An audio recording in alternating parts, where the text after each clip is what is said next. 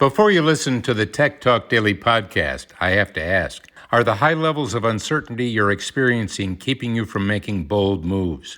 Are you able to clearly see and act on the game-changing opportunities the pandemic has created?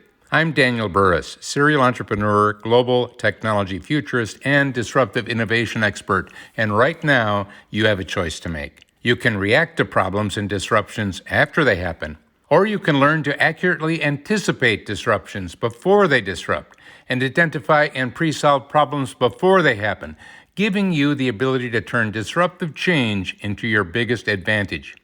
If you want to take control of your future and make a significant impact now and in the years ahead, join thousands of leaders from around the world by becoming a member of my Anticipatory Leader System, where you'll get the latest insights, processes, tools, and virtual coaching that will give you the certainty and confidence you need to actively shape a better future for you and your organization. Go to techblogwriter.co.uk and click on Daniel Burris.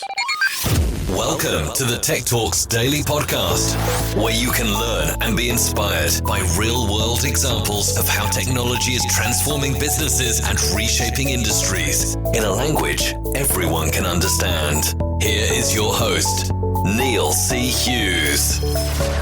Welcome back to the Tech Talks Daily Podcast. Now, over the last 6 months, we've all had to evolve and adapt with our surroundings.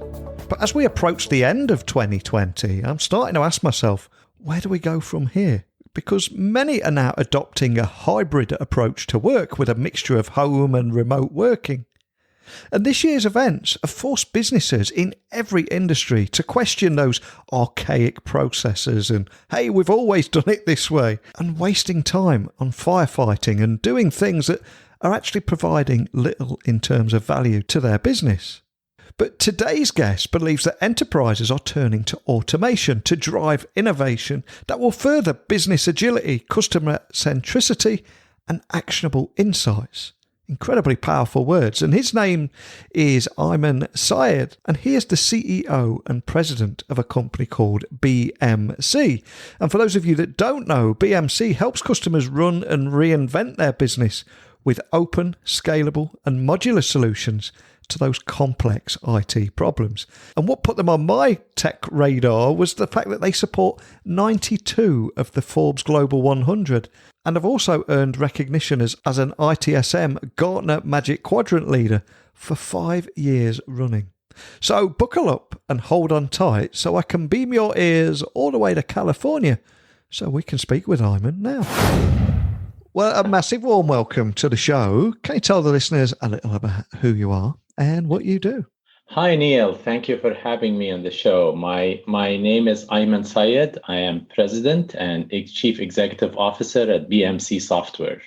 I joined BMC about a year ago, and I am responsible for all the company's operations, strategy, and vision.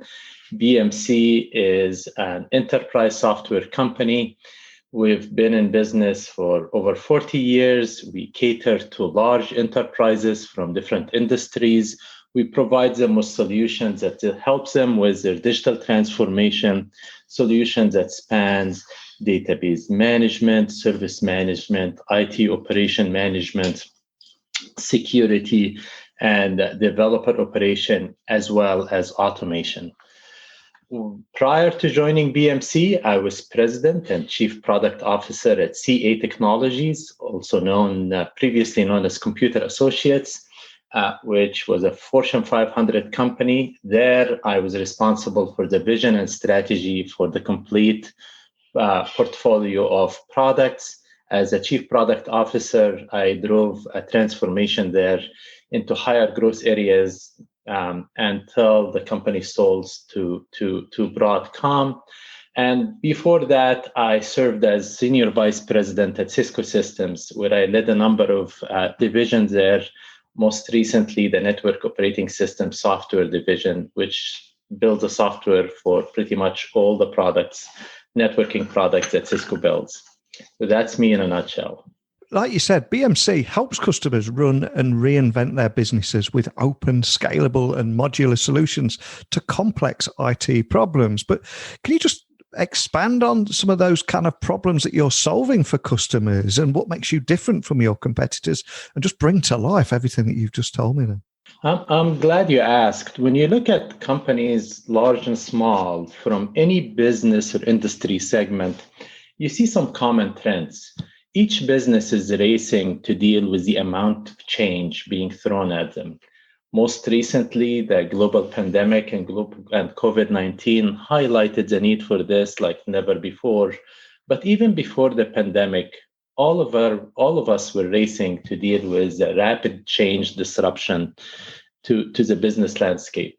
So you look at these companies and you see each one of them trying to reinvent their business to become more of a software-driven business, where they deliver their services and goods through software applications and digital channels. In the process of doing so, you can build clear differentiation that differentiate your business from the competition and helps you drive growth.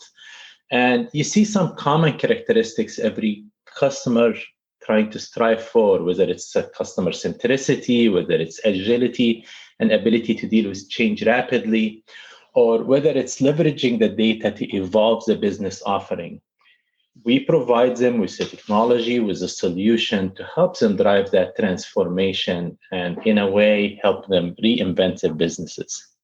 And before you came on the podcast today, I recently read that you said that you believe that as we continue to navigate through the global pandemic and head towards 2021, enterprises will need to use automation to drive innovation that will further business agility, customer centricity, and actionable insights. Couldn't agree more. But could you expand on what you meant by that? Absolutely. Like when you look at today's business landscape and what differentiates disruptors that have succeeded and made a significant dent or reinvented industries, many examples of like online retailers to shared economy companies. These companies succeeded and broke away from the pack by focusing on how to get closer to their customers, closer in how they engage with them, offering them their services and goods on the channel of their choice. So whether you want to get it in a mobile app on your phone or on a web app, by understanding how their customers use their products, having all this like insights into their buying and consumption preferences, how their experiences, making sure they delight these customers in every experience. And then most importantly, taking the insights and driving business evolution based on this. To stand up this, it requires a higher degree of automation throughout the business, and not just automation, but intelligent automation. Whenever we talk about automation, I know right away the discussion goes into what happens to does this mean to jobs, to workers? Are we displacing humans with technology?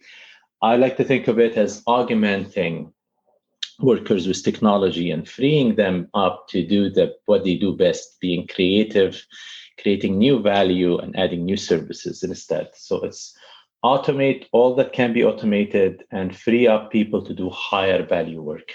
And I think that is the crucial message, because I think companies that automate those processes and let people go, they're going to quickly run into problems of their own, because it's actually freeing up people to do those value add activities and working alongside technology. That's the sweet spot. But why do you think an autonomous digital enterprise is so important right now? I'm glad you asked. So we have a vision for how the industry would evolve and what companies from different industries, whether you're in manufacturing, you're in retail, you're in media, you're in oil and gas, or pharmaceutical, or you name it, would evolve. And there are few common themes that emerge as you look at company evolution, both in their operating characteristics. And we talked about three key things that they value: customer centricity, agility, and ability to react to business landscape quickly, all the way to harvesting insights and data. At BMC, we call our vision for what a successful business would look like the autonomous digital enterprise, or ADE for short. And an autonomous digital enterprise is a successful business that leverages technology greatly to run with speed and gain an advantage over their competition. What's the mark of an ADE? What differentiates an ADE?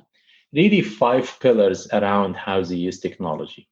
So they're usually very technology savvy. They make heavy use of it to drive, one, a transcendent customer experience. This means offering your goods and services to your customer in any channel of their choice, delighting them in the process with every touch point. It means catering to their consumption patterns and being able to evolve with the evolving demands for your customers, whether it's a business to business or business to consumer. Number 2, it's about automation and hyper-intelligent automation everywhere. This means automating every part of the business, including business processes, and deriving that higher degree of precision and speed, freeing up your workers to do what they do best, being creative and adding value to the business. Number 3, it's about enterprise DevOps. And those of us in technology and software have known agile software development and agile and DevOps software development for a while. It's bringing the creation of software and the operations, driving operations of software. Now take that principle and apply it to business architecture. If you're a company, an insurance company, for example, and you're packaging a different offering, how do you speed up that new business initiative? How do you break it down into bite-sized projects that you can execute on it quickly and iterate and modify course based on how the market receives it? That's what we call business DevOps. Of course, they harvest the data. And it's often said that data is the currency of the 21st century. But the problem is there's a ton of data we have to deal with. Our ability to take that data and distill it into insights and then action these insights and evolve the business offering is what would set winners in every business apart from the rest of the pack. And last but not least, the 5th technology pillar of an ADE is about pervasive cybersecurity. I don't need to tell you about the evolving and higher complexity and sophistication of the attack vectors in every business.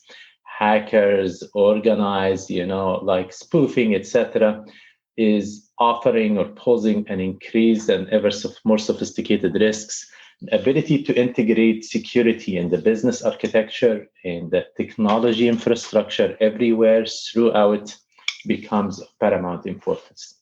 These 5 things together is what makes an autonomous digital enterprise and what will drive business success for the years to come. And it's often said that there are no words more harmful to a business than we've always done it this way. And I think that is more so true now than ever before. But there'll be many people listening that want to make those changes. They want to embrace automation and be more agile as a business, but not knowing where to start, especially where it comes to things like culture change. So for those people, what are the most important ground level changes companies need to do to make an autonomous digital enterprise a reality? It's really important to focus on the fundamental enablement of that change is about cultural shift. It's a different mindset. Now, here's the good news and bad news. The bad news is we've been dealing with a global pandemic, and it obviously have affected our lives and altered plans, strategy significantly throughout the business landscape. Maybe one silver lining of that is it sort of highlighted the case for change and the need to do it and do it with speed.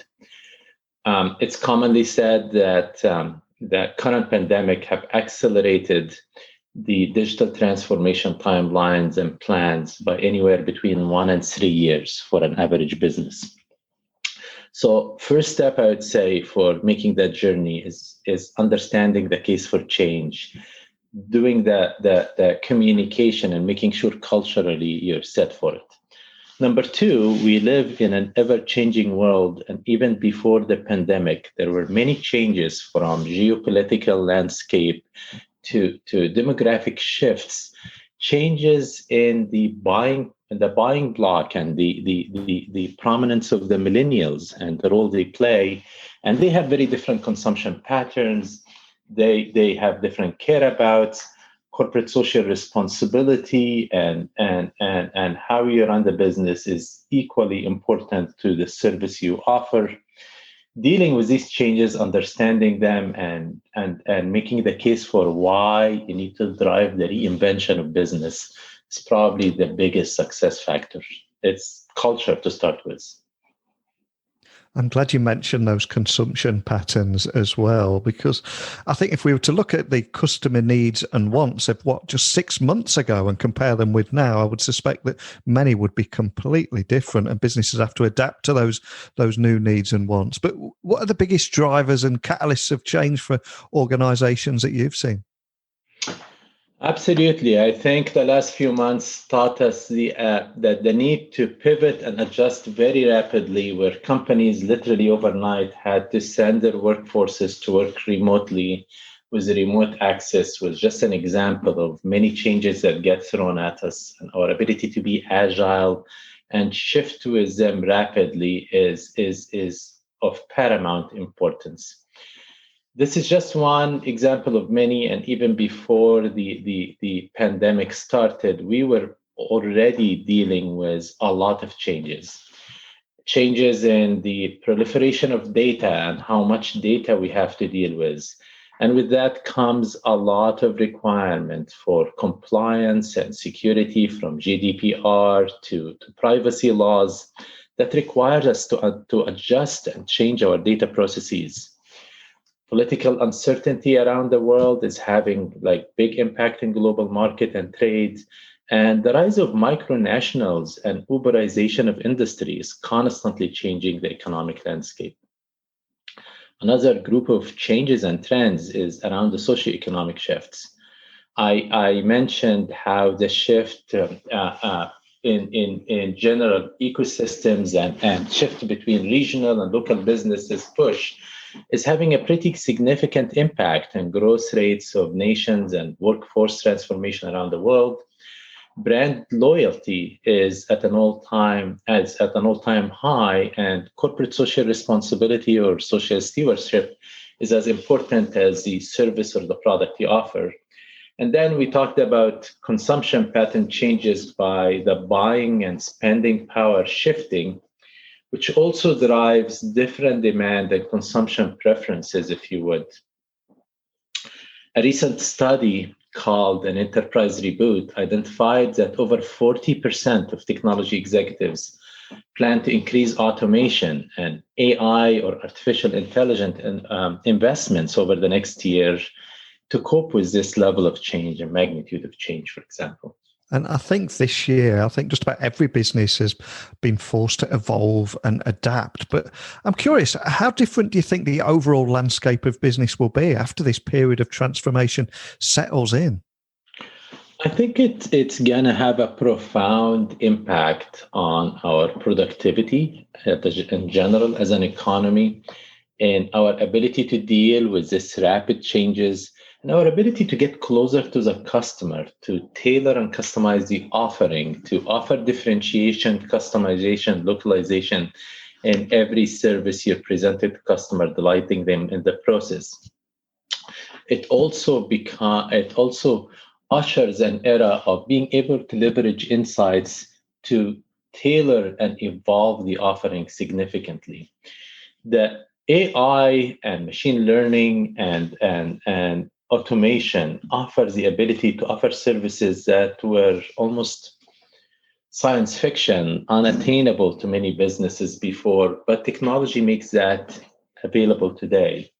Talked about automation, for example, and a good example of this that's happening today is large global trucking company, uses our products to collect data from over 20 million devices of IoT devices from a fleet of trucks that's over 350,000 trucks. That's a lot of data. They collect, they put it in on public clouds, they stream it back into their private cloud. They apply AI and machine learning and look for patterns, and they can detect or predict a defect or an issue with any of these trucks before they happen. They're able to, using AI algorithms and machine learning, to direct these trucks to a service depot or parts or service that the technicians are available. And this way they can incorporate the maintenance routine in their operation in a seamless fashion. And that increases their productivity and streamlines their operation significantly. This is only what's happening today. As you start automating this and automating the pipelining of data and connecting it with other systems to include and factor things like warranty and others, there is no limit to what you can do with this sort of technology and by incorporating artificial intelligence and automation. And of course, we are approaching that time of the year where futurists, analysts, and journalists are all going to be making predictions for life in 2021. I think we do need to remind ourselves that in November, December 2019, nobody predicted how this year was going to turn out. But I'm still going to ask you to have a little gaze into your virtual crystal ball and ask you, do you think there will be any permanent changes that we'll see in the world of technology and business resulting from what we've learned here in 2020? Absolutely. So first of all, I really like your comment, and it's a very important point you make, and that a year ago, none of us would have even imagined the pandemic and the conditions we're going through now. The good news is if you are become really agile, if you're able to quickly adjust and deal with the changes that get thrown at you, if you're an autonomous digital enterprise, you can navigate through an ever-changing landscape. And frankly, the change is never going to stop more effectively.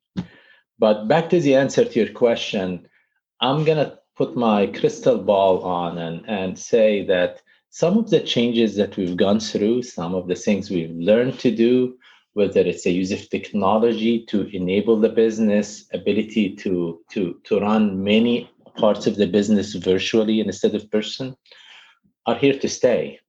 Even after the pandemic is behind us, the way we work, the way we leverage technology, how much speed, automation, intelligence we've added into our systems will continue to accelerate even after the pandemic is in the rearview mirror. You hear a lot about the new normal, and I dare say that the new normal would be a faster rate of change and a heavier reliance of technology, bringing our vision for an ADE or autonomous digital enterprise to market even faster than what anticipated before. Excellent. And as for BMC, what's your overall vision there, as well as for multi-cloud, big data, and automation spaces? Because I know you've got big plans, haven't you? Absolutely. BMC ourselves, we are on our journey to become an ADE ourselves.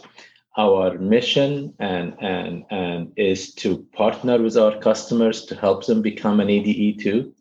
We are investing heavily in automation, in innovation. We're building a lot of new products and solutions that help our customer navigate through all this change and become an ADE.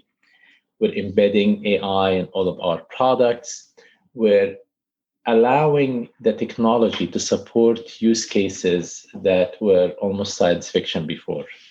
Where we move from remediation and dealing with outages and security breaches or exposures to predicting them and preventing them from happening in the first place. Take a service management system, for example, where you usually had an outage or an IT system that you cannot access, or something goes down, and you call for support and you open a ticket and you go through a first line of support. They help you resolve the issue, and if they can't, they try to resolve it automatically. But in future, with AI, I mean, we're building systems now that would anticipate what would happen and address this by provisioning system, by adding bandwidth or the like, and prevent the issue from happening in the first place. This way, it moves from dealing with issues to preventing issues and being proactive. Love that. And thank you so much for joining me on the podcast today. But before I do let you go, could I ask that you point everyone listening in the right direction of where they can find you online, and also contact a member of your team if they are left with any questions after our conversation today? Absolutely, Neil. They can please go to bmc.com/ADE, where they would find a lot more information, analysis, data, and market, as well as our exciting vision for how the ADE evolves into the future. You can also follow me on LinkedIn, Ayman Sayed at LinkedIn, and look forward to future discussions, Neil. Absolutely. I'd love to stay in touch with you. I've learned so much today, and I've especially enjoyed listening to you talk about your belief about, as we continue to navigate the pandemic and head into 2021, enterprises do need to use automation to drive that innovation that will further business agility, customer centricity, and actionable insights. So a big thank you for sharing that with me today. Pure gold as far as I'm concerned. I'm interested in what the listeners will think as well. But thanks for joining me today. Thank you, Neil. Great to have the opportunity. Speed, agility, and efficiency to tackle business challenges in service management, automation, operations, and the mainframe are all things that BMC take incredibly seriously. And like I said at the very beginning of this podcast, the fact that they support 92 of the Forbes Global 100 and have also earned recognition as an ITSM Gartner Magic Quadrant leader for the past 5 years running, it's got to be testament to the work that they're doing. But I'm curious, over to you, what are you and your business doing differently or going to be doing differently in 2021 to increase business agility, customer centricity, and actionable insights, and so much more? 2020 has been a big learning curve, but I'd be interested in what you're all going to be putting into practice in 2021. And my plan is that you all come on here, share your story, share what you're doing differently, and maybe we can all learn from each other. That's how this show works. So for that reason, my door is open to each and every one of you for questions, insights. You want to come on the show, whatever it is, email me techblogwriter@outlook.com. My website is techblogwriter.co.uk, and you can follow me on LinkedIn, Instagram, Twitter, just at Neil C. Hughes. So that's it for me. I'll speak with you all again tomorrow, but a genuine thank you from me for tuning into this podcast. I appreciate each and every one of you more than you know for keeping me sane during 2020. But until next time, don't be a stranger. Thank you for listening to the Tech Talks Daily Podcast with Neil C. Hughes. Remember, technology works best when it brings people together.